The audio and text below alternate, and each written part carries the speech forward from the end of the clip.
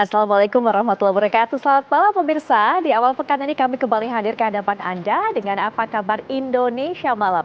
Malam hari ini bukan hanya satu tema, tapi kami akan mengangkat dua tema dalam sesi perbincangan kami. Yang pertama nanti kita akan bahas mengenai apa yang dilakukan oleh pihak kepolisian, memeriksa kembali para terpidana kasus tewasnya Vina dan Eki untuk menindaklanjuti laporan kepada AF dan juga Dede atas dugaan keterangan palsu. Bersama saya Putri Viola. Dan saya Gita Mahlika. Selain itu juga pemirsa ada pembahasan mengenai kontroversi salah satu pasal di dalam PP nomor 28 tahun 2024 tentang penyediaan alat kontrasepsi bagi remaja dan juga pelajar. Ini menuai polemik terutama di kalangan DPR. Lalu bagaimana kemudian pemerintah menjelaskan agar implementasi dari pasal ini tidak bertentangan dengan norma di masyarakat. Selengkapnya akan kita bahas di Apa Kabar Indonesia Malam untuk Anda. Ya, baik pemirsa, kita akan lihat kabar pertama mengenai Presiden Joko Widodo yang memimpin rapat terbatas membahas rencana kerja pemerintah, nota keuangan dan rancangan anggaran pendapatan dan belanja negara RAPBN 2025 di Istana Kepresidenan Jakarta. Dalam rapat terbatas tersebut, Jokowi meminta agar semua program Presiden terpilih Prabowo Subianto dapat diakomodir. Tak terlepas, Jokowi mengingatkan pentingnya kewaspadaan, resiko perlambatan ekonomi dunia yang berkaitan dengan suku bunga hingga konflik geopolitik yang dikhawatirkan berimbas pada krisis pangan. Presiden Jokowi juga meminta agar pemerintah mengoptimalkan langkah-langkah untuk meningkatkan target penerimaan negara. Selama rapat berlangsung, Menteri Pertahanan sekaligus Presiden terpilih Prabowo Subianto duduk mendampingi Presiden Jokowi. Selain Prabowo Subianto turut hadir dalam rapat, yaitu sejumlah menteri, di antaranya Menteri Sekretaris Negara Pratikno, kemudian juga Menteri Keuangan Sri Mulyani, Menteri PUPR Basuki Hadi Mulyono, dan Menteri Perhubungan Budi Karya Sumadi.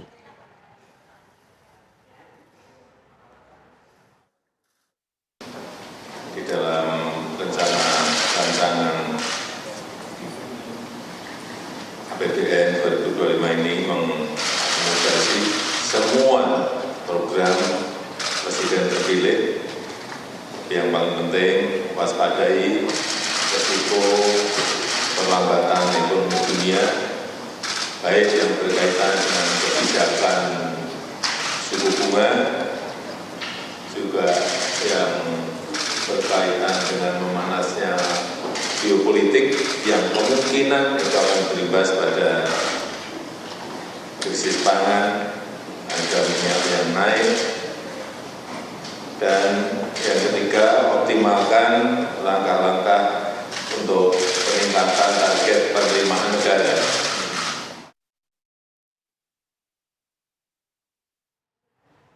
Wakil Presiden terpilih Gibran Rakabuming Raka meninjau uji coba program makan bergizi gratis di SDN 4 Tangerang, Banten. Dalam uji coba kali ini, Gibran mencoba menerapkan masukan dari ahli gizi. Gibran yang datang sekitar pukul 11 siang disambut antusias oleh anak-anak sekolah yang telah menunggunya. Dalam kesempatan ini, Gibran tak hanya memastikan menu makanan yang diberikan sesuai masukan dari ahli gizi, namun ia juga menanyakan kepada para siswa tentang rasa makanan yang diberikan. Dalam pelaksanaan uji coba makanan bergizi gratis ini, satu porsi menu yang dihidangkan seharga Rp15.000. Paket makanan tersebut terdiri dari nasi, lauk, sayur, buah, dan susu. Sebelumnya Gibran memang telah melakukan kunjungan ke beberapa sekolah untuk memantau uji coba program makan bergizi gratis yang dijalankan dengan berbagai skema. Mantan Wali Kota Solo ini menegaskan bahwa anggaran makan bergizi gratis berbeda-beda setiap daerah. Namun ia memastikan kebutuhan gizi dan nutrisi setiap daerah terpenuhi.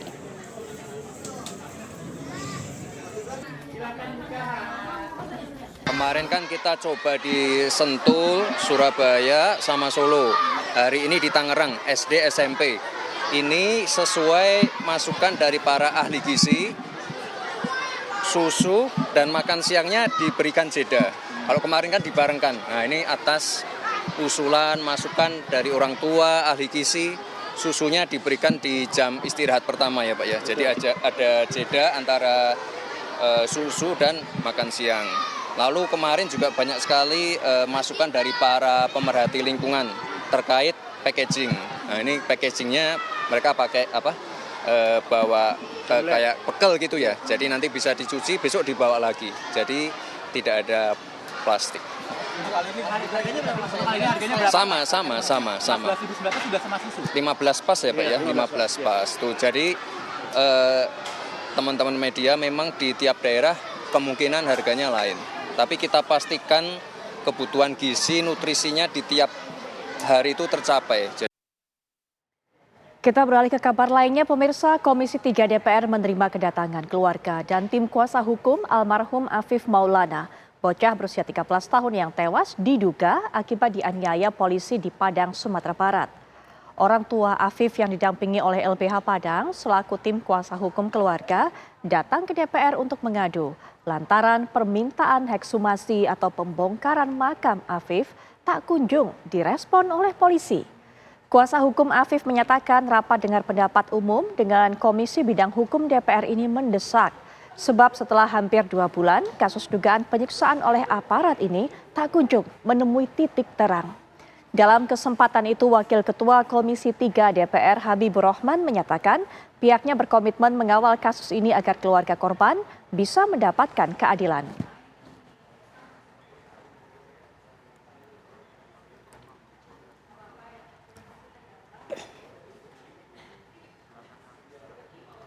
Sementara itu, penyidik Kasubdit 3 Bareskrim Polri melakukan pemeriksaan terhadap 4 terpidana kasus pembunuhan Vina. Pemeriksaan dilakukan di Rutan 1 Bandung, Kebonwaru.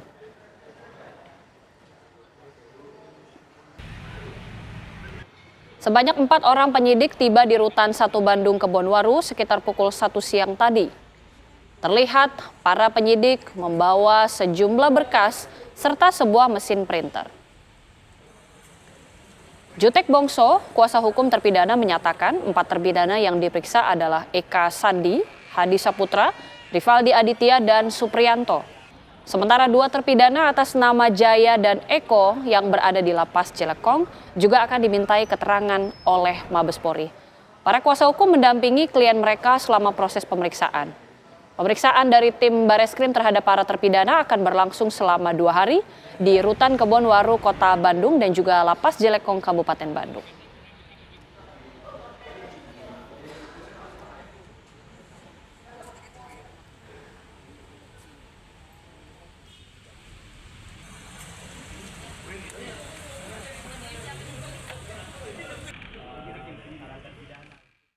Dan pemirsa, untuk mendapatkan informasi terbaru mengenai proses pemeriksaan yang dilakukan pihak kepolisian kepada para terpidana kasus tewasnya Eki dan Vina, rekan kami Cepi Kurnia akan mengabarkan untuk Anda. Silakan Cepi. Iya baik, untuk Viola dan Ketiwan, aktivitas yang berada di Rutan Kebonwaru memang tadi betul telah dilakukan pemeriksaan terhadap terpidana kasus kematian Vina dan Eki pada 2016 silam. Tadi dari tim penyidik Bareskrim Polri sendiri memang seharusnya dijadwalkan pada pukul 10 pagi, namun tadi pada pukul 13.20 baru tiba di Rutan Kebonwaru dan ada 4 orang penyidik terlihat masuk ke dalam Rutan Kebonwaru dengan membawa berkas tebal dan mesin printer.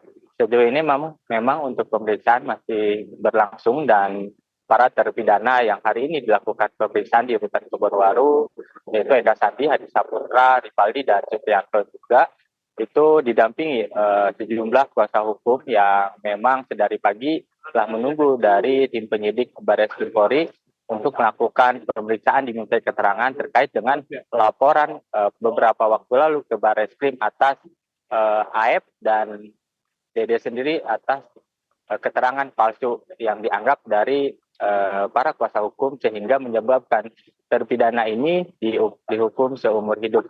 Sejauh ini memang untuk pemeriksaan nantinya selain di Rutan Kebonwaru, besok rencana juga akan dilakukan pemeriksaan atau dimintai keterangan di Lapas Cilekong atas nama Eko dan Jaya. Nantinya dari kuasa hukum juga akan melakukan pendampingan pemerintahan keterangan yang dilakukan oleh tim penyidik Bareskrim Polri sendiri. Sejauh ini memang untuk dari masing-masing terpidana sendiri tadi tampak terlihat ada puluhan kuasa hukum yang ikut mendampingi dan juga memang tadi dikabarkan juga ada dijadwalkan ada pemeriksaan terhadap Ibtu Rudiana di Polda Jawa Barat sendiri. Namun sejauh ini belum ada konfirmasi lagi dari pihak Kabid Humas maupun di Ditreskrimum Polda Jawa Barat sendiri atas dijadwalkannya pemeriksaan Ibtu Rudiana sendiri. Begitu, Putri Viola. Kurnia, terima kasih untuk informasi yang sudah Anda sampaikan. Kita akan terus tunggu jika ada perkembangan baru dari proses pemeriksaan ini. Sekali lagi terima kasih, selamat bertugas kembali, Cepi.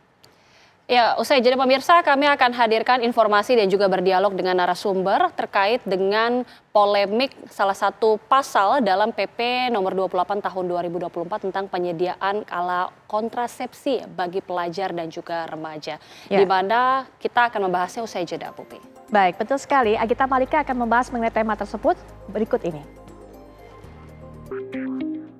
Langkah pemerintah mengeluarkan peraturan pemerintah nomor 28 tahun 2024 yang merupakan peraturan pelaksanaan Undang-Undang nomor 17 tahun 2023 tentang kesehatan belakangan menjadi sorotan.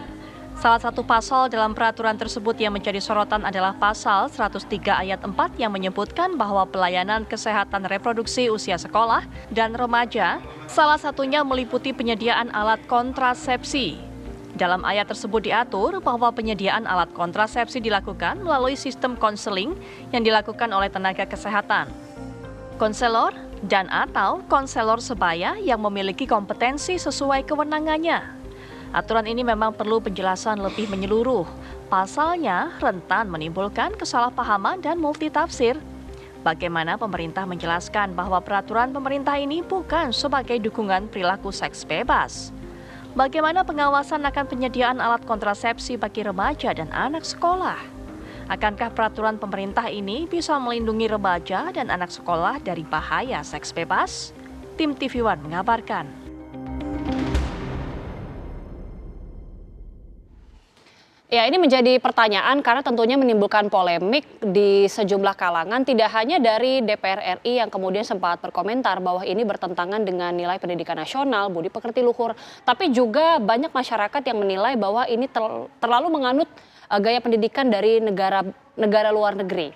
Dan ini kemudian akan menjadi pembahasan kita, apakah betul memang pemerintah bisa mengimplementasikan pasal yang progresif ini tanpa mengabaikan nilai ataupun norma yang berlaku di masyarakat. Untuk membahasnya sudah ada aktivis perlindungan anak Ibu Retno Listiarti. Selamat malam Bu Retno. Selamat malam. Oke, dan juga kita masih menunggu Bu Retno dan juga pemirsa tentunya tanggapan dari Wakil Rakyat dari Komisi 10 DPR RI Ibu Neti Herawati yang juga sempat memberikan pandangannya menolak pasal tersebut. Tapi saya ke Bu Retno terlebih dahulu.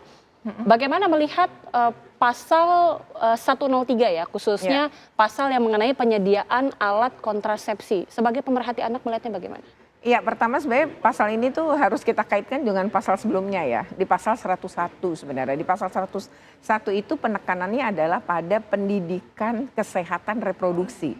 Nah, di situ kemudian ada mulai dari informasi, konseling gitu ya, layanan dan lain-lain. Nah, itu disebutkan jelas disebutkan memang anak usia sekolah gitu dan remaja gitu. Jadi ini bisa saja anak usia sekolah yang atau remaja yang kemudian menikah misalnya pada usia muda karena angka perkawinan anak kita tinggi ya. Nomor saat ini kan sudah nomor 7 ya kalau kita lihat tingginya angka di dunia ya. Jadi kita cukup tinggi gitu. Nah, kalau kemudian itu ya termasuk dong berarti di pasal yang dimaksud di pasal 101.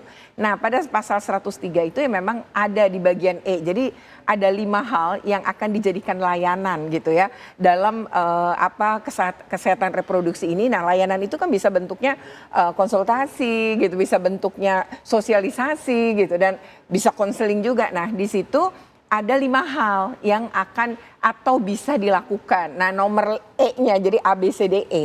Nomor E-nya adalah sebenarnya jadi penyediaan alat kontrasepsi bagi remaja tadi gitu. Ini sebenarnya bagian dari termasuk pengetahuan apa itu alat kontrasepsi, kemudian kemudian jenisnya apa saja gitu. Dan hal ini sebenarnya kan ini kan dilihat dari sisi kesehatan. Kalau saya melihatnya seperti itu, kalau pro dan kontra kita semua juga tidak mau bahwa remaja gitu melakukan hubungan seks bebas, tentu tidak ya, karena ini kan sangat berbahaya. Tidak hanya menimbulkan penyakit menular, tapi juga banyak kan yang kemudian kehamilan yang tidak diinginkan gitu. Nah, pengenalan alat-alat kontrasepsi ini bagian yang muncul kemudian di pasal 101 yang dirinci pada pasal 103. Saya sih ngelihatnya seperti itu. Ini sudut pandangnya karena ini PP Kesehatan tentu dari sisi kesehatan. Pro kontra kemudian soal moral dan lain-lain.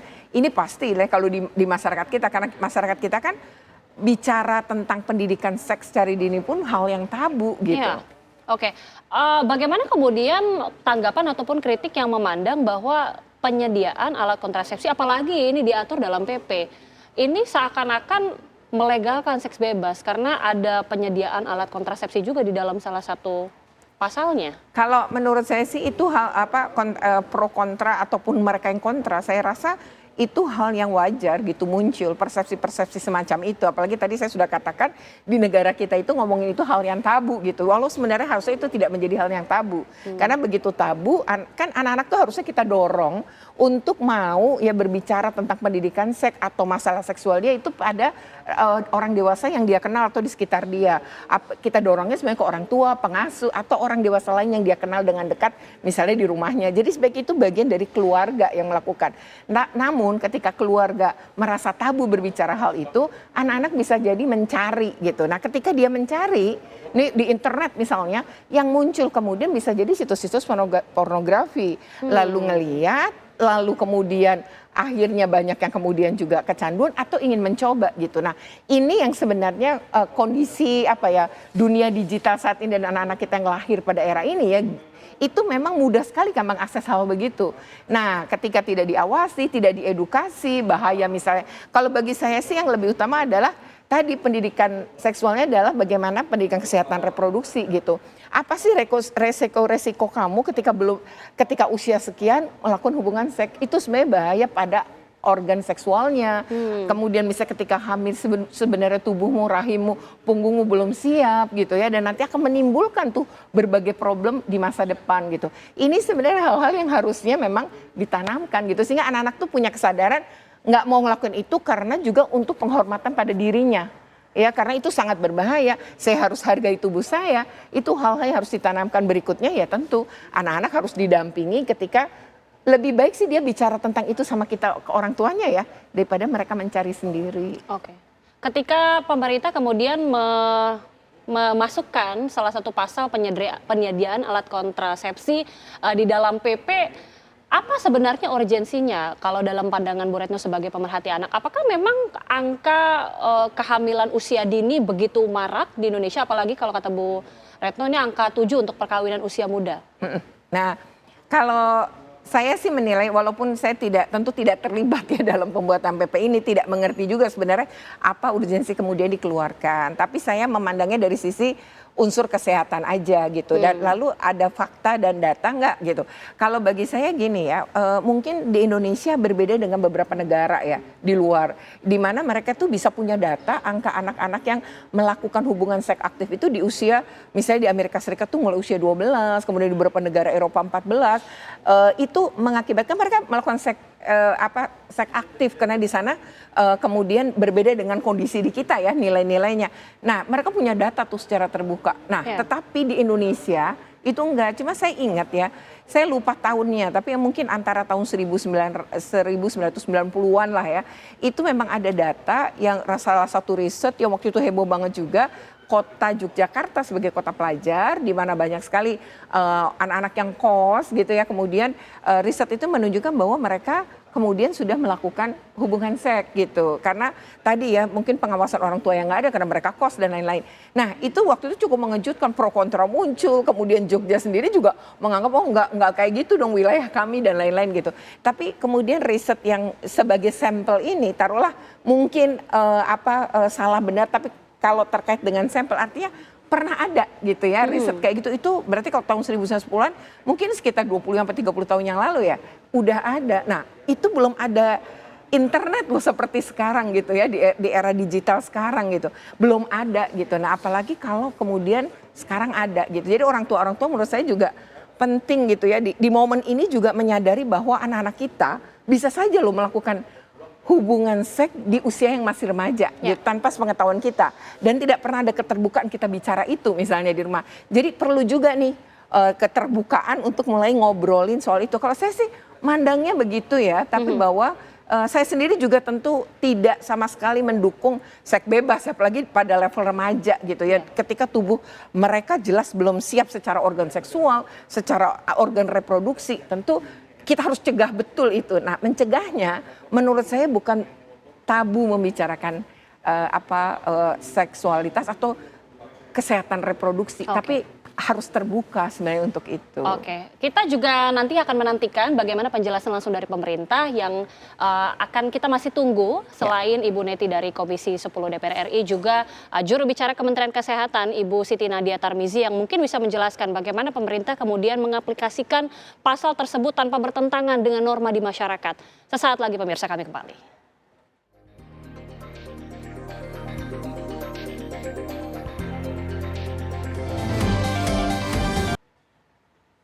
Halo Ibu Neti, selamat malam.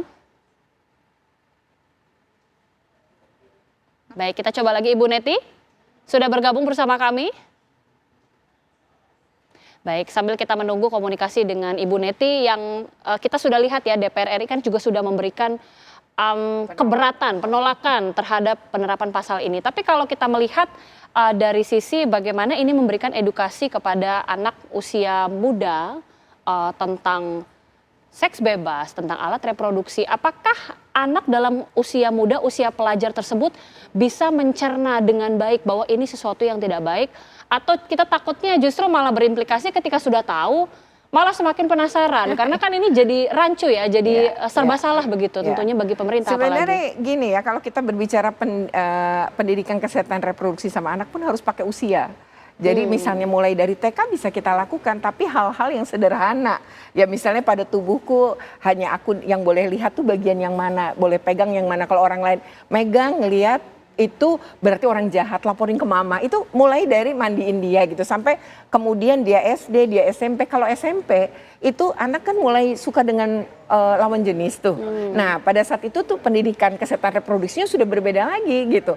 Jadi tidak bisa di seluruh usia disamain gitu. Jadi memang harus menggunakan itu. Itu yang pertama. Yang kedua, Indonesia kita semua ya, seluruh dunia lah. Ini kan mulai pada era digital di mana anak-anak kita ini pun mudah banget mengakses hal seperti itu. Jadi kalau nggak kita dampingin bahaya juga gitu. Nah, lalu Indonesia sendiri berdasarkan data ya, Indonesia itu untuk kejahatan seksual terhadap anak itu menduduki ranking ke-10 di dunia ya, jadi secara online. Baik, kita sudah tersambung langsung dengan Ibu Neti dari DPR RI. Ibu Neti, selamat malam Bu. Sudah amankah audionya Bu? Halo Bu Neti. Halo. Ya. Ya. Ya Bu Neti, silakan dari DPR RI melihat pasal terkait dengan penyediaan alat kontrasepsi ini, kenapa ini menolak Bu? Suaranya terputus-putus ini. Baik. Kenapa Bu menolak?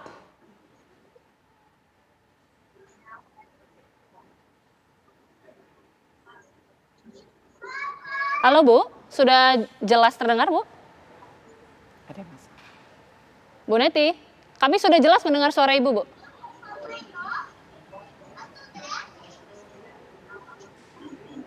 Baik. Bu Neti bisa mendengar suara kami? Ya, ini barusan terdengar lagi nih. Baik. Tadi nggak terdengar. Ya, oke. Silakan Bu Neti, apa alasan penolakan Bu? Ya, ya selamat malam. Assalamualaikum warahmatullahi wabarakatuh. Mbak Agita dan juga Bu Retno, salam sehat. Mohon maaf nih jika suara saya terputus-putus karena memang saya ada di belahan bumi dengan perbedaan waktu dengan waktu Indonesia, khususnya waktu Indonesia Barat ya.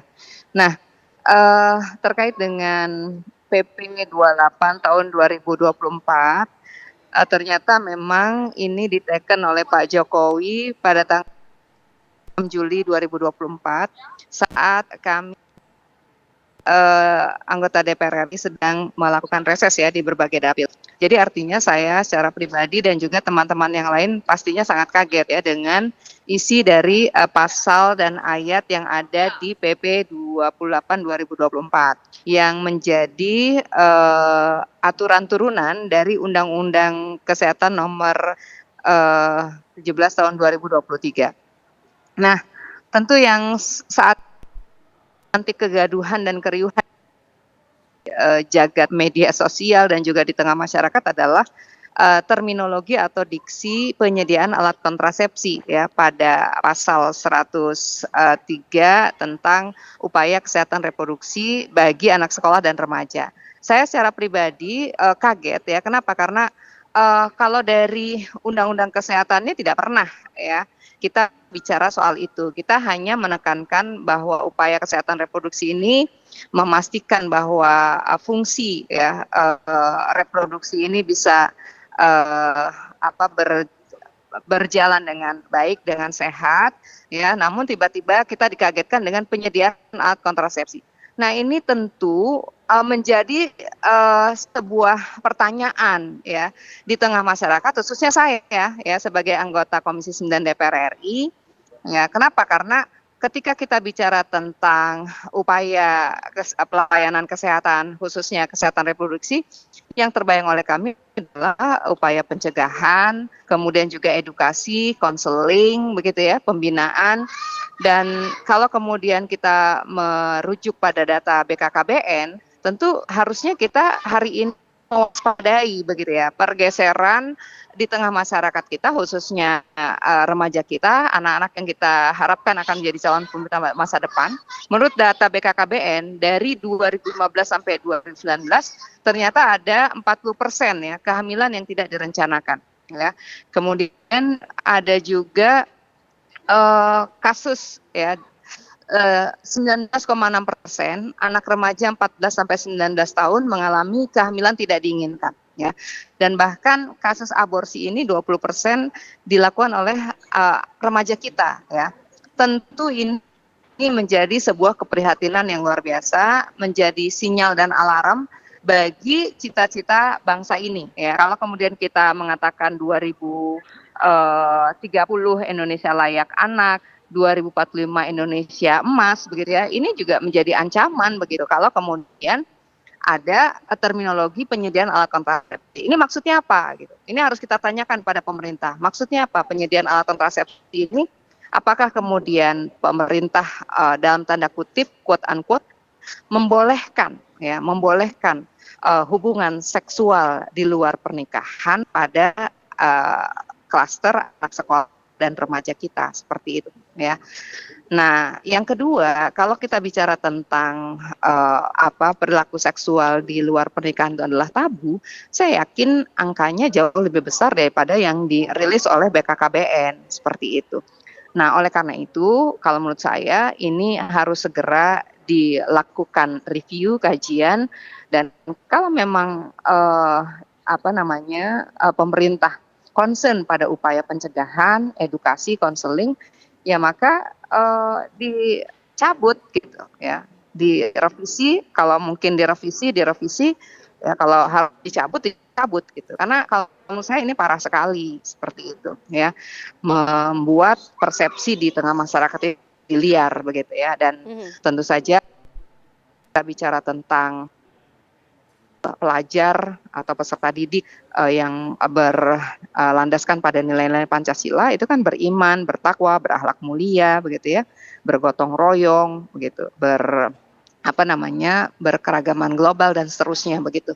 Nah, kalau kemudian iman, takwa, akhlak mulia ini dilabrak ya dengan aturan yang lain, tentu ini sudah bertentangan dengan Undang-Undang Dasar Negara Republik Indonesia tahun 1945 dan juga Undang-Undang Sistem Pendidikan Nasional. Seperti itu, Mbak Agita. Ya.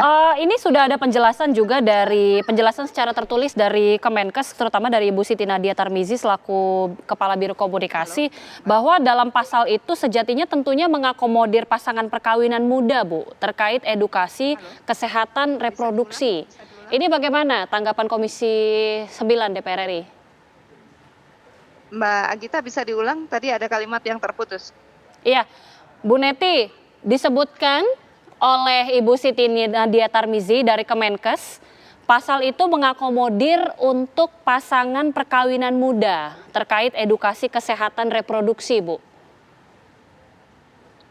Ya, tapi kan kalau kita bicara tentang kemampuan masyarakat membaca, begitu ya, membaca aturan gitu. Kalau kemudian di situ disebutkannya, kan itu pasalnya macam-macam gitu. Ada pasal orang dewasa dan pasangan usia subur, ada upaya kesehatan reproduksi anak sekolah dan remaja. Ya itu seharusnya diperjelas begitu. Ya, kenapa? Karena kalau kita asumsikan anak sekolah dan remaja, seharusnya kita bicara anak sekolah dan remaja pastinya di bawah 18 tahun kan begitu. Dan kita hari ini sedang bekerja keras bagaimana caranya agar kita memutus mata rantai kemiskinan, memutus kebodohan dengan memperpanjang rata-rata lama usia pendidikan seperti itu. Nah, oleh karena itu menurut saya ini harus segera diralat, direvisi oleh pemerintah gitu ya. Jadi jangan sampai kemudian udah rame gitu ya, udah gaduh, kemudian dibuat narasi lain gitu ya. Seharusnya kan dari awal ya harusnya kita berhati-hati gitu. Nah, masalahnya kan ketika sudah jadi PP itu ya menjadi wilayah eksekutif gitu ya. Kita nggak berwenang lagi seperti undang-undang kemarin ya, rancangan undang-undang bisa kita tolak, bisa kita drop begitu ya.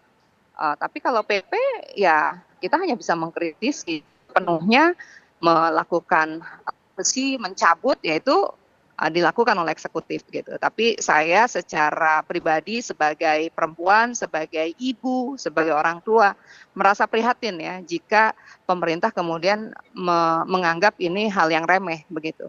Karena hari ini kita melihat ya kemajuan teknologi gitu, cybercrime, kekerasan seksual begitu ya, kemudian pergaulan bebas, pornografi itu sudah menjadi ancaman buat remaja kita, buat generasi muda kita begitu. Jadi kalau kemudian ada klausul seperti itu, ya ini berbahaya dan bisa dipersepsi liar gitu ya, dipersepsi macam-macam oleh masyarakat kita begitu. Nah ini menurut saya karena memang kita masih reses, mungkin nanti pada masa persidangan kita akan mengusulkan kepada pimpinan untuk bisa mengundang mitra ya, khususnya Kementerian Kesehatan. Baik, terima kasih Ibu Neti Herawati yang sudah memberikan pandangannya.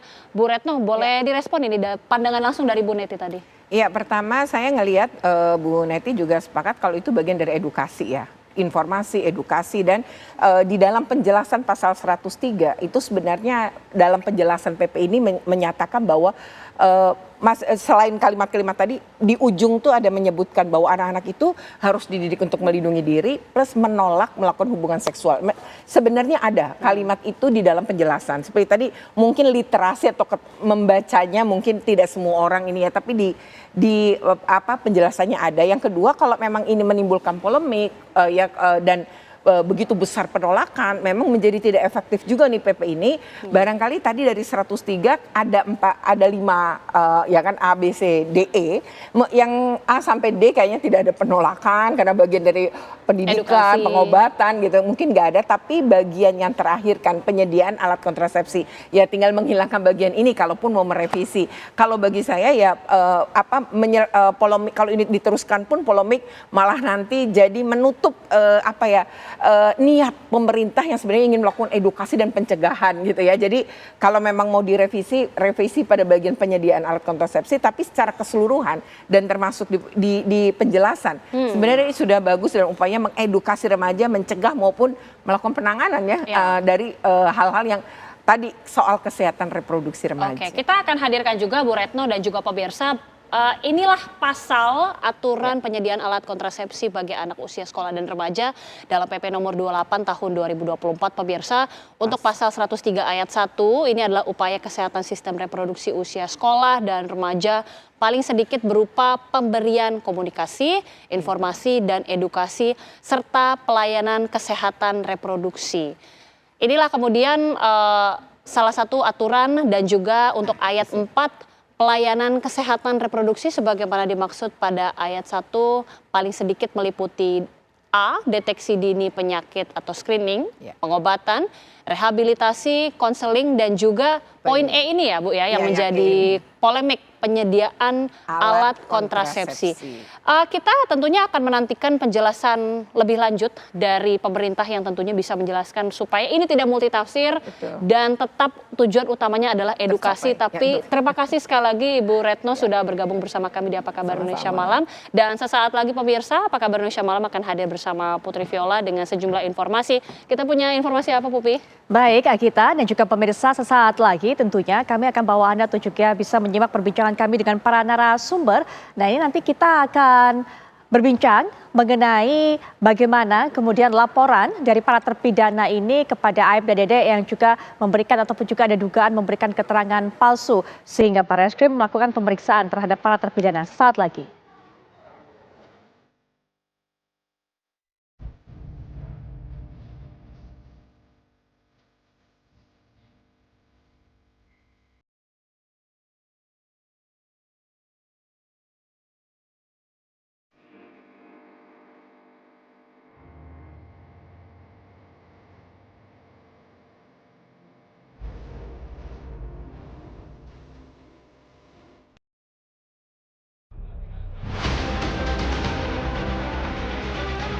Penyidik Barreskrim Polri hari ini melakukan pemeriksaan terhadap terpidana kasus pembunuhan Vina dan Egy.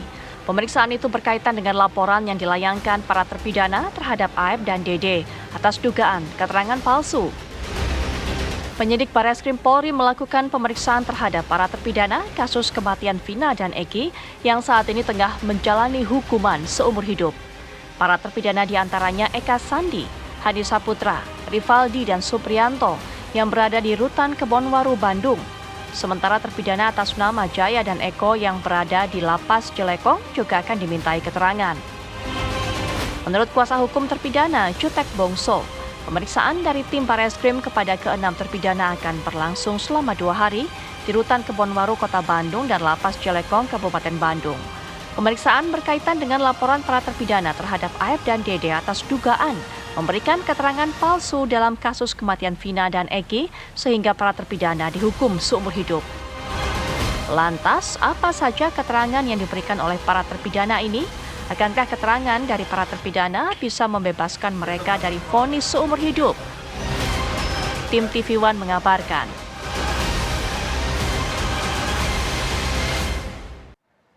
Apa yang disampaikan oleh para terpidana dalam proses pemeriksaan ulang dan apa yang didapatkan oleh para penyidik Barreskrim dalam proses ini, apakah memang ini nanti bisa menjadi sebuah jawaban dari laporan-laporan yang disampaikan oleh para terpidana yang menuduh bahwa Aib dan Dede ini sudah memberikan keterangan palsu. Kita akan perdalam mengenai kasus ini. Nanti juga akan bergabung dengan kita kuasa hukum dari para terpidana, Bang Ruli Panggabean, tapi sebelumnya juga sudah ada di samping saya para narasumber. Beliau merupakan Ketua Harian Kompolnas, Pak Beni Mamoto. Selamat malam, Pak Beni.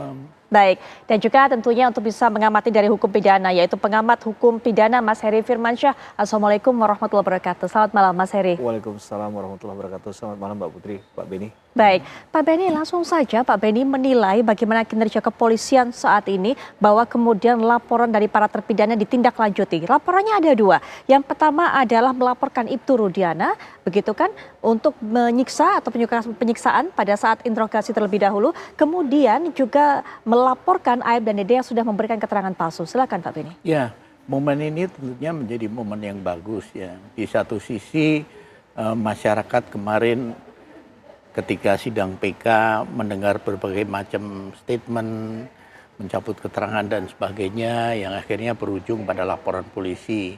Di sisi lain Polri juga sebelumnya sudah menurunkan tim audit investigasi. Nah, momen ini menjadi momen bagus untuk yang pertama untuk menggali informasi, mencari kebenaran. Mana yang benar sih? Nah, ini kan nanti kemudian di cross check. Dan tentunya semua keterangan ini kan dituangkan dalam berita acara pro justisia. Jadi ada kekuatan hukumnya. Nah, diharapkan dari keterangan-keterangan ini nanti bisa digali mana yang konsisten, mana yang tidak. Kalau tidak karena apa dan sebagainya. Nah, kita berharap banyak melalui penyidikan kasus ini nanti bisa berkontribusi pada kelanjutan penuntasan kasus ini. Kan kasus ini stop. Ya, Ketika pra peradilan dari Peggy penyidikannya penetapan tersangka dinyatakan tidak sah betul. dan bahkan hakim memutuskan untuk penyidikan dihentikan. Nah, oleh sebab itu kami yakin dari Barreskrim sudah maraton bekerja keras untuk segera menuntaskan kasus ini karena toh para pihak yang diperiksa ada di tempat sehingga tidak ada kendala dan sekali lagi publik menantikan hasil penyidikan ini kiranya nanti akan terwujud kebenaran yang didambakan oleh publik. Baik, proses penyidikan yang dilakukan oleh pihak Barreskrim diharapkan bisa membuka misteri yang menyelimuti kasus ini, juga bisa mengantarkan kasus ini kepada titik terang. Untuk bisa mengetahui apa yang tadi ditanyakan kepada para terpidana, bagaimana proses pemeriksaan berlangsung, sudah tersambung secara daring kuasa hukum terpidana yaitu Bang Ruli Panggabean. Selamat malam Bang Ruli. Selamat malam. Baik Bang Ruli, bisa diceritakan kepada kami bagaimana jalannya proses pemeriksaan terhadap para terpidana di hari ini? Ya baik. Selamat malam narasumber yang lain. Memang baru saja selesai kami mendampingi para terpidana untuk diadakan semacam BI, berita atau acara interview lah ya. Karena saya ingin jelaskan kepada masyarakat bahwa ini dilakukan oleh Barreskrim akibat adanya laporan kita beberapa waktu lalu di Barreskrim di mana kami mengadukan Aep dan Dede. Kenapa kami mengadukan Aep dan Dede? Karena akibat perbuatan atau kesaksian Aep dan Dede yang menyatakan bahwa terjadi perkelahian, pemukulan, lemparan batu dan lain-lain sebagainya, itu mengakibatkan klien kami dipenjara seumur hidup.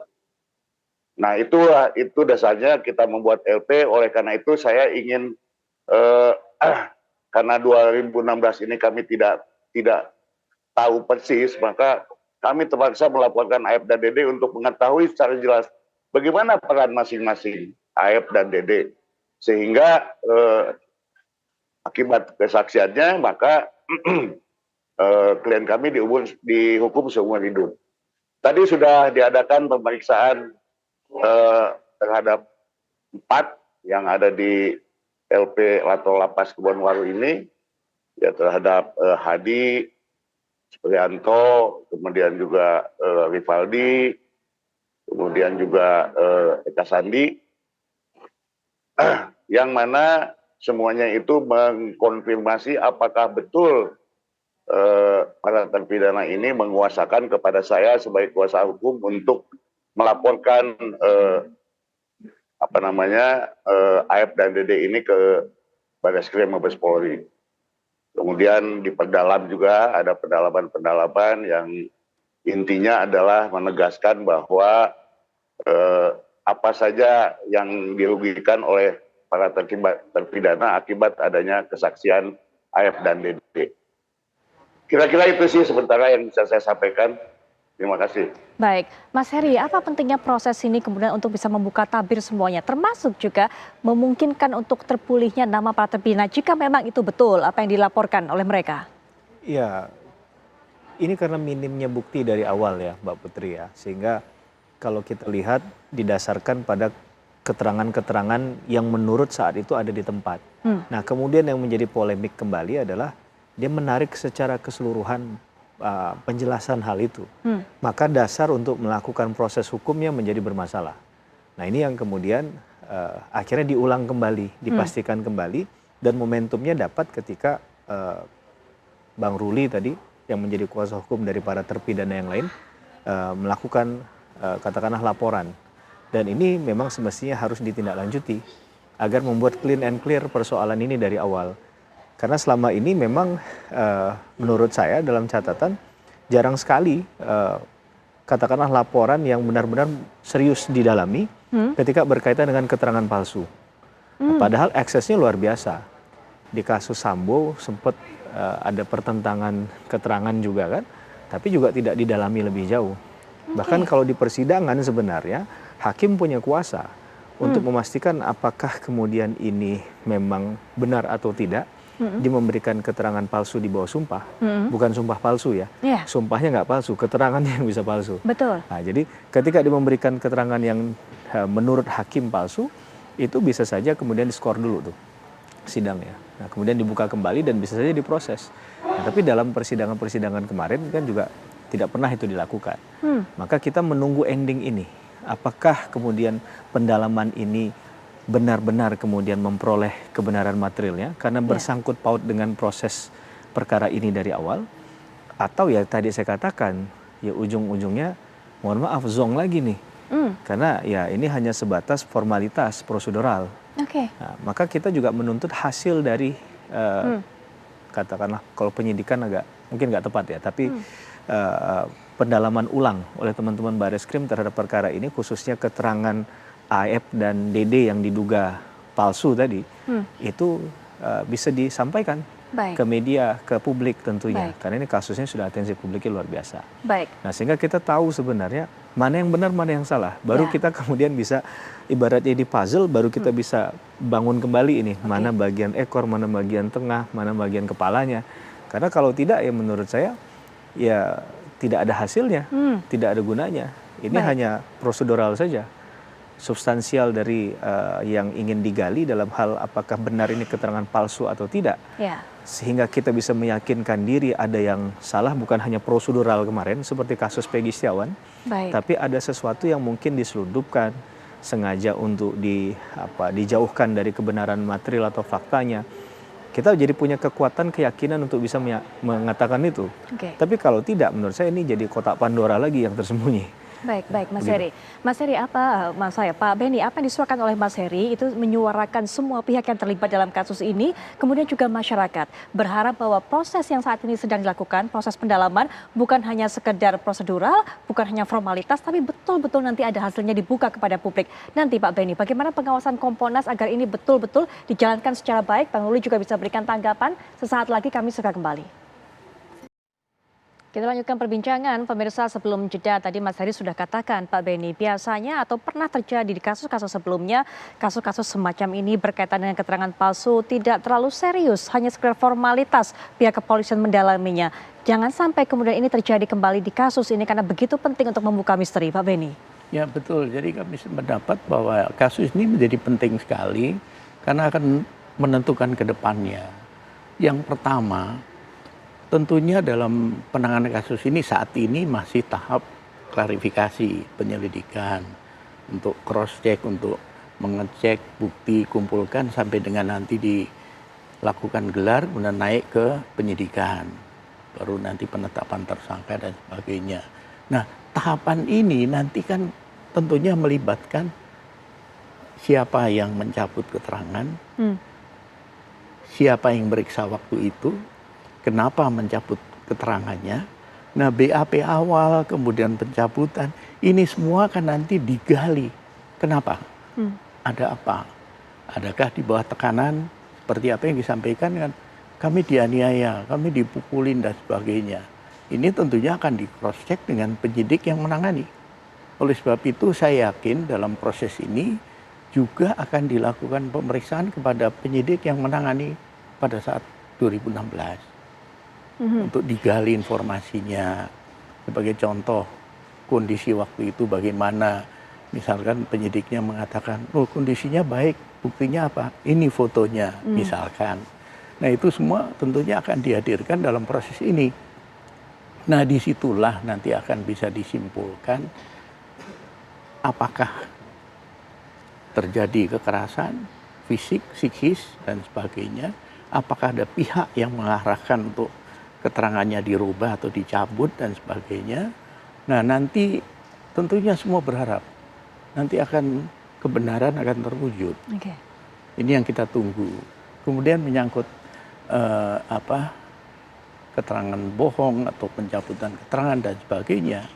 Proses ini nanti akan membuktikan. Dan kami dari Kompolnas akan mengawal terus proses ini. Saat ini masih tahap awal. Kami tentunya masih menunggu nanti pada saatnya sudah cukup menggali informasi, kami akan turun untuk gelar bersama, seperti itu. Baik, nah sebelum kita nanti minta pandangan Bang Ruli juga, kami bawa Anda untuk bisa mendengarkan bagaimana pernyataan dari penasihat ahli Kapolri Pak Arianto Sutadi mengenai pembentukan dari tim khusus Polri. Kita dengarkan bersama. Dulu itu kan melakukan penyelidikan yang lebih jelas lagi secara transparan. Ya. Nah itu ada 3 alatnya, Bareskrim, Propam, sama Irwasum. Yang jelas 3 unsur itu. Nah, sekarang kalau Bareskrim tadi kita ditanya apakah mendalami itu ya, itu Bareskrim sekarang mendalami karena ada laporan polisi yang menyatakan bahwa si Rudiana itu sebagai tersangka kan. Iya. Ya itulah. Ini yang di follow up gitu maksudnya Pak ya? Ini ya, di follow up. sekarang yang dikerjakan kalau Bareskrim menjalankan itu, Bareskrim tugasnya kan penyelidikan. Jadi begitu ada laporan masuk akan ditindaklanjuti oleh Bareskrim itu sesuai dengan prosedur yang berlaku. Ibtu Rudiana itu dianggap sebagai orang biasa, sebagai terlapor, sama juga yang lain-lain juga. Kalau siapa yang terlapor situ akan diproses. Sebaliknya kalau Rudiana melaporkan pada keterangan palsu yang disampaikan oleh siapa sih, dia pasti nanti akan dipanggil juga itu. Yang saya dengar kan ada tim khusus. Tim khusus itu sekarang akan mendalami lagi Pak, meriksa dulu lagi penyidik yang dulu tahun 2016 semua dipanggilin semua. Termasuk penyidik yang kemarin itu, yang KPG dan sebagainya itu didalami semua. Baik, tim khusus dibentuk. Bang Ruli, keyakinan Bang Ruli dan juga tim akan dibentuknya tim khusus ini kemudian menguak semuanya termasuk juga tadi bisa membuktikan apa yang menjadi laporan dari para terpidana dalam kasus tewasnya Eki dan Vina. Bang Ruli. Ya mudah-mudahan saja bahwa tim yang dibentuk ini bisa bekerja dengan baik sehingga menjadikan masalah ini terang. Tetapi pada dasarnya kami melaporkan ini adalah untuk mendapatkan, dari awal saya sudah bilang bahwa ini adalah upaya kami untuk mendapatkan novum atau keadaan-keadaan baru. Dan ini kan terbukti. Dede kemudian muncul dan kemudian dia menyatakan bahwa apa yang dinyatakannya itu tidak benar.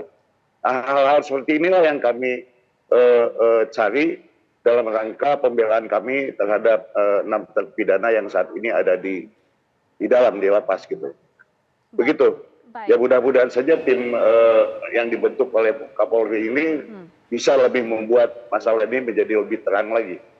Begitu. Ya, keyakinan Bang Ruli juga bahwa laporan Bang Ruli ini, laporan para terpidana ini ditindaklanjuti dengan serius, didalami dengan betul sungguh-sungguh, kemudian tidak hanya sekedar prosedural, tidak hanya sekedar formalitas, sehingga kemudian apa yang ditargetkan oleh Bang Ruli dan tim tadi, mendapatkan novum atau bukti baru, bisa terwujud, Bang Ruli? Ya tentu saja, karena itulah maksud kami mengadakan atau melakukan laporan polisi ini gitu. Kan kita nggak tahu kondisi 2016 itu seperti apa. Kita hanya membaca berkas-berkas dan lain sebagainya. Tetapi apakah begitu keadaannya? Ini yang kami pertanyakan gitu. Sehingga untuk menguji itu maka saya melaporkan Aep dan Dede, kemudian Rudiana, dan kemudian juga RT Pasren dan anaknya gitu. Kita kan nggak tahu, kita hanya buka dan baca berkas saja gitu. Tapi apakah betul berkas itu sesuai dengan kenyataannya? Inilah yang kami uji. Inilah yang kami akan lihat. Apakah betul hal itu seperti itu? Dan buat kami, apapun itu, seperti halnya pada hari ini, ya kami sudah dapat bukti-bukti novum-novum baru yang saya yakin itu bisa membebaskan. Saya meyakini bahwa itu akan membebaskan 7 terpidana yang hari ini mendekat di lapas gitu. Mudah-mudahan saja gitu. Baik, targetnya adalah untuk bisa mendapatkan bukti baru, novum-novum. Bahkan tadi Bang Ruli mengatakan dari pemeriksaan hari ini saja sudah bisa mendapatkan novum-novum itu untuk bisa membebaskan para terpidana. Mas Heri? Tentu itu harapan ya, dan wajar-wajar saja Mbak. Saya nggak yakin kalau seseorang melakukan satu tindakan nggak ada tujuannya. Pasti ada goal setting, ada sesuatu yang ingin diraih. Tadi sudah disampaikan Bang Ruli. Cuman saya mau mengomentari sedikit begini. Kasus Vina dan Eki ini membuktikan bahwa wajah peradilan kita secara keseluruhan sistem peradilan pidana kita ini masih sangat kaku dan sangat prosedural. Padahal di depan mata ini ada keadilan yang harus segera dilakukan secara cepat dan tepat. Tapi selalu menunggu secara prosedural. termasuk tindakan yang saat ini dilakukan ini kan lebih ke eksternal ya. Padahal penguatan perbaikan itu harusnya di internal dulu menurut saya. Seperti apa maksudnya, Seperti yang tadi pemanggilan terhadap penyidik di 2016 itu harus dilakukan secara cepat. Harusnya itu dulu yang diselesaikan secara internal. Begitu juga bagi mereka yang melakukan penuntutan di level itu. Jadi kita nggak hanya bicara di penyidikan ya, agar fair ini kan. Itu juga seharusnya dipanggil juga, ditanyakan juga. Tapi sampai sejauh ini kan tidak ada tindakan yang kita ketahui yang sudah dilakukan. Begitu juga hakim yang meriksa di pengadilan di level itu. Jadi ini hanya konsumsi untuk internal. Ini yang menjadi sulit kita untuk menganalisa secara jauh dan berimbang. Karena yang kita dapatkan adalah hal-hal yang dari media, karena saya tidak terlibat langsung, saya tidak sebagai ahli dan juga tidak sebagai kuasa hukum teman-teman yang sedang melakukan proses ini. Tapi tentunya tadi, ini jadi sesuatu yang jadi kaku sekali dan sangat prosedural. Padahal kalau kita mau melihat keadilannya, siapapun yang nanti akan memperoleh keadilan itu ya Mbak ya. Apakah Vina Eki, apakah Saka Tatal, apakah 6 terpidana yang lain. Tapi pada intinya ini sudah terlampau lama, ukurannya 8 tahun yang lalu. Maka tindakannya harusnya reaktif. Bukan lagi wait and see begitu ya. Nah, sehingga tindakan khususnya menindaklanjuti laporan ini menurut saya harusnya dibarengi atau melakukan sebelumnya adalah meng-clearkan dulu apa yang terjadi di internal masing-masing institusi. Nah, sehingga ketika memberikan jawaban itu hakul yakin dia. Tidak lagi kemudian ketika menyampaikan sesuatu ada lubang, ada celah lagi yang kemudian itu bisa dikritisi lagi. Institusi apa saja yang seharusnya kemudian melakukan koreksi internal terlebih dahulu? Pihak kepolisian sudah pasti. Dalam sistem peradilan pidana tentunya dimulai dari proses penyidikan di kepolisian dan juga penuntutan, karena polisi nggak sampai menuntut perkara ini. Jadi kan harus ada mekanisme check and balances. Kemarin kenapa bisa sampai P21? Maka ini harus dikelirkan bahwa buktinya cukup misalnya, bahwa apa yang disampaikan itu meyakinkan kami untuk melakukan penuntutan. Dan dominus litisnya kejaksaan bisa saja dihentikan perkaranya. Kalau di kepolisian ada SP3, bisa saja dilakukan surat perintah penghentian penuntutan atau ketetapan penuntutannya dihentikan. Nah, kemudian kalau di pengadilan, bahwa putusan tidak hanya harus memidana orang, Mbak Putri. Bisa saja onslah van revolving, lepas dari segala tuntutan hukum. Bahwa perbuatan yang dilakukan itu terbukti, tapi bukan perbuatan pidana dia. Atau perbuatannya adalah tidak bersalah. Dalam hal ini bebas, berarti free sprach. Tidak terbukti secara sah dan meyakinkan melakukan tindak pidana. Maka opsi itu menjadi sangat terbuka. Nah, ini yang kemudian kita kritisi habis-habisan agar ke depan jangan ada yang seperti ini lagi begitu. Walaupun untuk mengharapkan hal ini saya rasa menolkan itu agak sulit ya. Tapi kita berusaha untuk ini bisa diminimalisir begitu. Baik, kurang aktif, reaktif, padahal tantangan untuk mewujudkan keadilan sudah di depan mata Pak Beni. Dan harusnya ada koreksi internal dari masing-masing institusi. Nanti Pak Beni bisa berikan tanggapan dari apa yang disampaikan oleh Mas Heri, tapi kita akan jeda sejenak, kami sudah kembali saat lagi.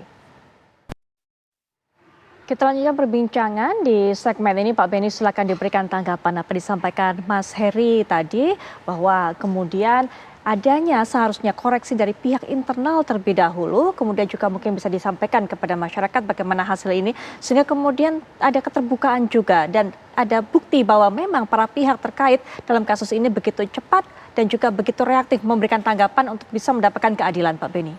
Ya, kami ingin membagi dua ya. Pertama, kita harus melihat kasus ini adalah kasus warisan ya dari tahun 2016. Ini kan estafet penanganan sampai dengan yang pejabat sekarang. Ini kami dari Kompolnas sudah supervisi beberapa kasus yang lama tidak terungkap. Pembunuhan pelajar di Bogor, pembunuhan ASN di Semarang. Kebetulan minggu lalu kami ke Semarang supervisi kasus itu.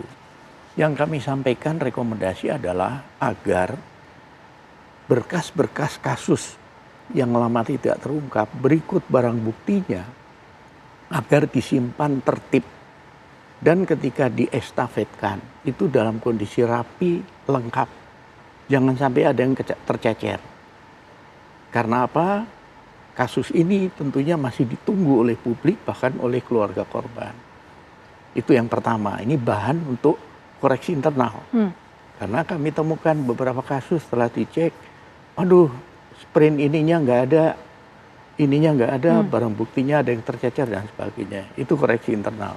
Yang kedua dalam konteks kasus ini begitu viralnya kasus Vina Cirebon ini dengan tayangnya film, kemudian ribut, kemudian mulailah dilakukan penyidikan lanjutan dengan 3 DPO. Nah, ketika ini dilakukan, kemudian sampai dengan beriringan sampai dengan proses pra-peradilan, dari Mabes Polri sudah turun tim audit investigasi untuk memeriksa para penyidik yang menangani ketika itu, sejak dari TKP dan sebagainya. Memang sayangnya ketika kasus ini sebelum pra-peradilan, tadinya sudah rencana mau ada rekonstruksi. Kami sudah siap hadir karena sudah waktu itu sudah ditentukan waktunya rekonstruksi. Seandainya itu sempat dilaksanakan, mungkin akan lebih clear lagi ya. Karena apa perbedaan yang bisa diberikan Pak dengan tidak dilakukan ataupun dilakukan rekonstruksi? Yang pertama tentunya mencocokkan antara keterangan saksi, keterangan para terpidana ya, plus tersangka. Satu, masalah TKP, 2, masalah barang bukti, posisinya, perannya, dan sebagainya. Ketika itu dilakukan tentunya tergambarlah peristiwanya itu apa. Ini belum sempat dilakukan. Nah, dalam konteks audit investigasi sudah dilakukan pemeriksaan kepada para penyidik yang lama. Namun waktu itu suara yang mengkritisi dalam konteks saya disiksa, saya diperlakukan ini belum selengkap atau seramai yang sekarang. Nah, oleh sebab itu dengan adanya proses pelaporan ini menjadi kesempatan yang bagus jajaran Polri dalam hal ini Propam, Irwasum ya, di samping Bareskrim fokus pada penyidikannya. Nah, ini bisa nanti mendalami. Contohnya, Pak, saya dianiaya gini oleh siapa? Si A, si B, si C. Nah, apakah ini ditemukan pada saat audit investigasi dicocokkan dengan keterangan yang baru muncul sekarang. Jadi itulah kemudian nanti akan ditemukan, dievaluasi, koreksi ke dalam, kelemahannya di mana dan sebagainya. Nah, diharapkan ini menjadi pembelajaran ke depan untuk tidak terulang kembali seperti itu. Baik, terakhir juga mungkin kami bisa berikan kesempatan kepada Pak Nasrul untuk bisa memberikan pernyataan penutup. Dari Bang Ruli terlebih dahulu, Bang Ruli, silakan Bang Ruli. Nah, terima kasih. Saya ingin pesan kepada Kompolnas, yaitu melalui Pak Beni, tolonglah Pak Beni, bahwa 7 terpidana ini kembalikanlah ke tempatnya, yaitu di LP Kesambi. Karena mereka ini di Bandung, apalagi kan udah nggak ada masalah lagi gitu. Kasihan keluarganya, kesulitan untuk ingin ketemu dan lain sebagainya. Itu yang pertama. Yang kedua, saya juga mengucapkan terima kasih pada Mabes Polri yang sudah, saya kira, cepatlah menanggapi masalah ini. Kami bukan ingin mencari kambing hitam, tapi kami ingin mencari bukti-bukti material atau kejadian-kejadian yang benar-benar waktu itu terjadinya seperti apa gitu. Kalau dalam hal ini kemudian akan menyinggung si A atau si B, ya kami mohon maaf. Tapi kami juga siap menanggung risikonya apabila tidak terbukti gitu. Dan selanjutnya kami juga mohon pada media dan yang lain-lainnya, marilah kita awal terus masalah ini sampai selesai. Karena kami dalam hal ini menginginkan keadilan bagi para terpidana. Itu saja yang kami ingin sampaikan. Terima kasih.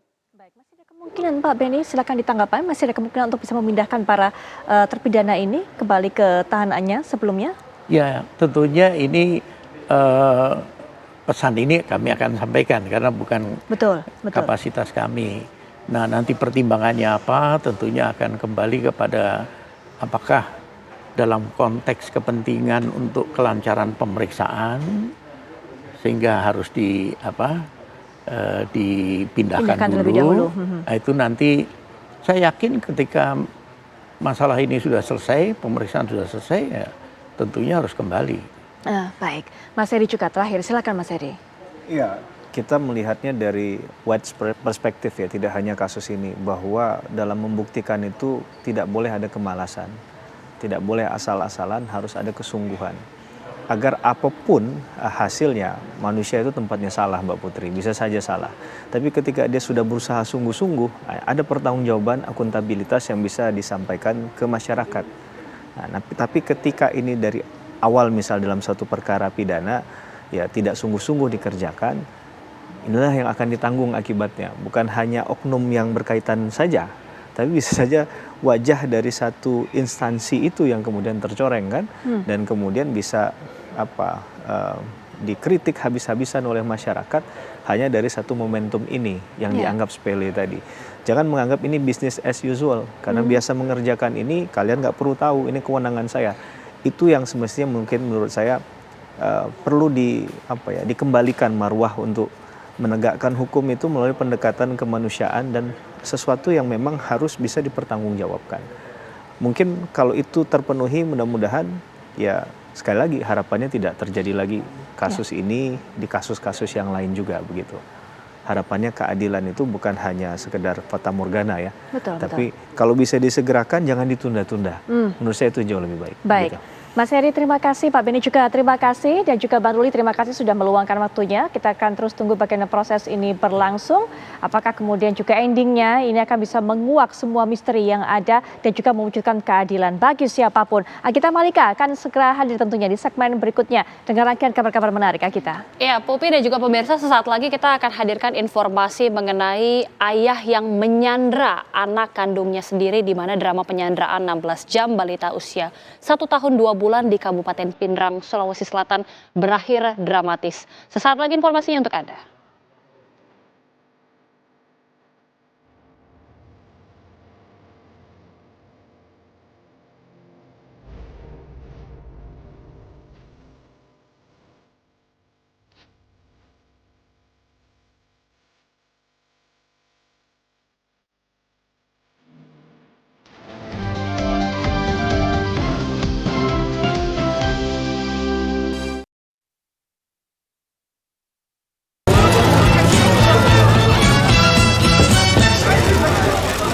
Kembali bersama kami di Apa Kabar Indonesia Malam. Pemirsa, pelaku pencurian tas seorang turis warga negara India hingga kini belum terungkap semenjak kasus tersebut bermula pada 8 Juli lalu. Padahal seorang terduga pelaku sudah diketahui identitasnya. Bahkan aksi pelaku terekam CCTV mulai dari kapal hingga keluar dari pelabuhan. Dalam kamera pengawas yang terdapat di dalam kapal, jelas terlihat seseorang memakai baju berwarna hijau dengan tutup kepala, terlihat dengan santai mengangkat tas yang bukan miliknya. Pelaku juga terlihat dalam kamera pengawas menenteng tas yang diklaim milik seorang warga negara India. Tas tersebut juga tidak melewati mesin pemindai barang. Pelaku pun juga langsung keluar dan pergi meninggalkan pelabuhan. Dari rekaman CCTV, petugas mengidentifikasi pelakunya sebagai seorang wanita bernama Daryati Siti Mutafiah. Namun, sejak kasus tersebut mencuat sekitar tanggal 8 bulan Juli lalu, hingga kini pihak yang berwajib juga belum menangkap pelaku. Tas turis asal India, Muhammad Afzal, itu hilang saat sedang menikmati perjalanan dengan kapal feri MV Citra Legacy 3 dari Johor Bahru ke Batam. Semua barang dan identitas dirinya telah dicuri.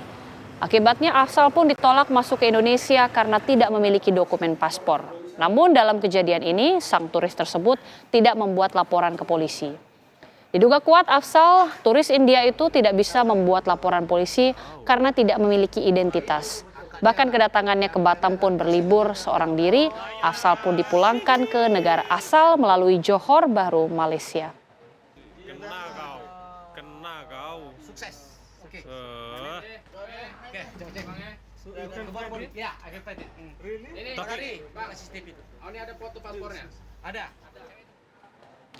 Viral pemirsa memperlihatkan seorang oknum guru SMK di Malang yang mencekik leher siswa karena anak didiknya terlambat masuk ke kelas saat pelajaran dimulai.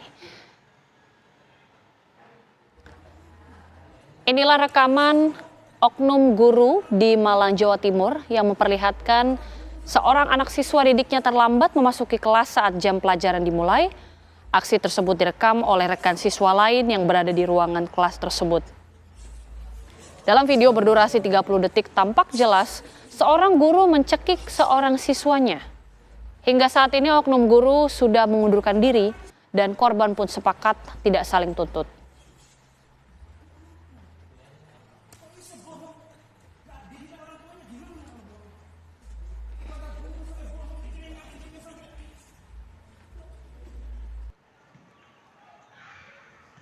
Berikutnya pemirsa, pulang dari tempat hiburan malam dalam pengaruh narkoba serta minuman keras, seorang wanita berparas cantik menabrak seorang wanita pengendara motor hingga tewas di tempat. Pelaku yang masih berstatus mahasiswi bernama Marisa Putri berumur 21 tahun. Pelaku mengaku dalam keadaan tidak sadar saat berkendara dan menabrak sepeda motor korban dari belakang. Setelah menabrak korban, pelaku sempat melarikan diri. Putri mengaku baru pulang dari sebuah tempat hiburan malam hingga Minggu dini hari. Petugas lalu lintas dari Polresta Pekanbaru langsung mengamankan pelaku dan mengevakuasi korban dari lokasi kejadian. Kepolisian telah menetapkan Marisa Putri sebagai tersangka dan dinyatakan positif mengkonsumsi narkoba setelah menjalani tes urin. Petugas juga masih memburu teman-teman pelaku yang ikut dalam pesta narkoba di tempat hiburan malam tersebut. Kini petugas telah menetapkan Marisa Putri sebagai tersangka dan dinyatakan positif narkoba setelah petugas juga melakukan tes urin. Pelaku juga terancam tindak pidana laka lantas dengan ancaman hukuman penjara maksimal 12 tahun.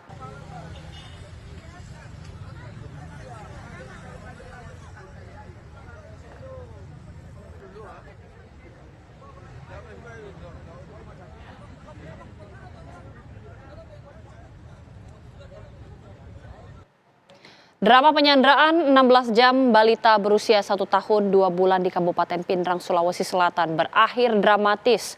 Polisi berhasil membebaskan korban yang sebelumnya disandra dan disiksa secara sadis oleh ayah kandungnya sendiri. Inilah video penyanderaan dan juga penyiksaan secara sadis yang dilakukan pelaku terhadap anaknya dengan cara digantung dan dibanting berkali-kali. Pelaku mengancam akan membunuh korban menggunakan senjata tajam jika ada yang berusaha masuk dan mengambil anaknya. Polisi dipimpin Kapolres Pindrang berhasil masuk ke dalam rumah dan mengamankan pelaku setelah 16 jam mencoba bernegosiasi. Penyanderaan dan penganiayaan oleh pelaku yang bernama Sandi terhadap anaknya dipicu masalah rumah tangga yang membuat pelaku kesal terhadap sang istri. Video penganiayaan tersebut dikirim ke istrinya beserta ancaman akan membunuh anak mereka. Korban saat ini mendapatkan perawatan di rumah sakit karena diduga mengalami dehidrasi dan luka akibat penganiayaan yang dilakukan sang ayah selama proses penyanderaan. Pelaku pun sudah ditangkap polisi.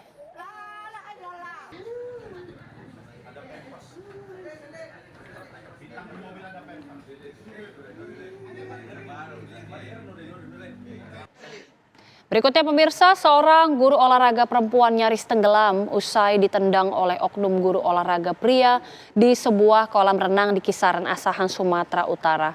Keributan antara Asliani Siregar, seorang guru olahraga perempuan dengan guru olahraga pria, terjadi di area kolam renang di Kisaran Asahan, Sumatera Utara. Keributan sempat dilerai, namun guru olahraga pria tersebut masih memukul bahkan menendang alat vital Asliani hingga pingsan dan terjatuh ke kolam renang. Beruntung korban dapat diselamatkan pengunjung yang melerai perkelahian tersebut. Peristiwa berawal saat keduanya membawa anak didik ke kolam renang, namun pelaku berusaha menghalau anak didik korban. Akibat peristiwa tersebut korban mengalami luka lebam di bagian alat vital dan harus dirawat di rumah sakit. Sementara itu melalui suaminya, korban telah melaporkan perbuatan pelaku ke Polres Asahan.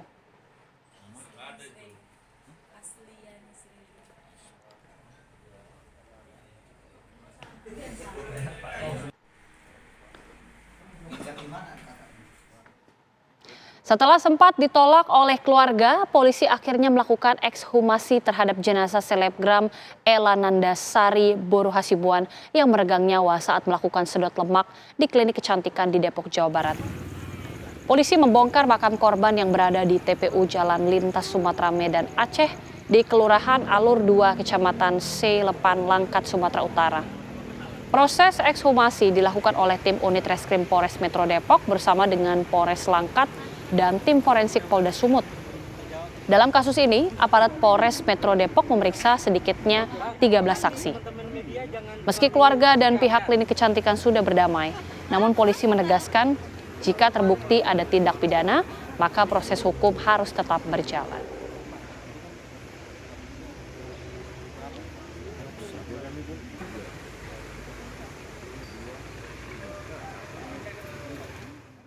Kepala Badan Perlindungan Pekerja Migran Indonesia, Beni Ramdhani, memenuhi panggilan pemeriksaan lanjutan di Bareskrim Polri pada hari ini. Sekitar pukul 12 siang tadi, didampingi kuasa hukumnya, Kepala Badan Perlindungan Pekerja Migran Indonesia, Beni Ramdhani, mendatangi Bareskrim Polri. Pemeriksaan lanjutan terhadap Beni Ramdhani dilakukan Bareskrim untuk mendalami sosok pengendali judi online di Indonesia. Namun, lagi-lagi, Beni tak mau berkomentar banyak kepada wartawan yang sudah menunggunya. Beni Ramdhani langsung masuk ke dalam gedung Bareskrim, di mana sebelumnya dalam pemeriksaan pertama Senin pekan lalu, Beni menyebut telah menyampaikan seluruh data terkait sosok pengendali judi online dan menyerahkan proses tindak lanjutnya kepada penyidik.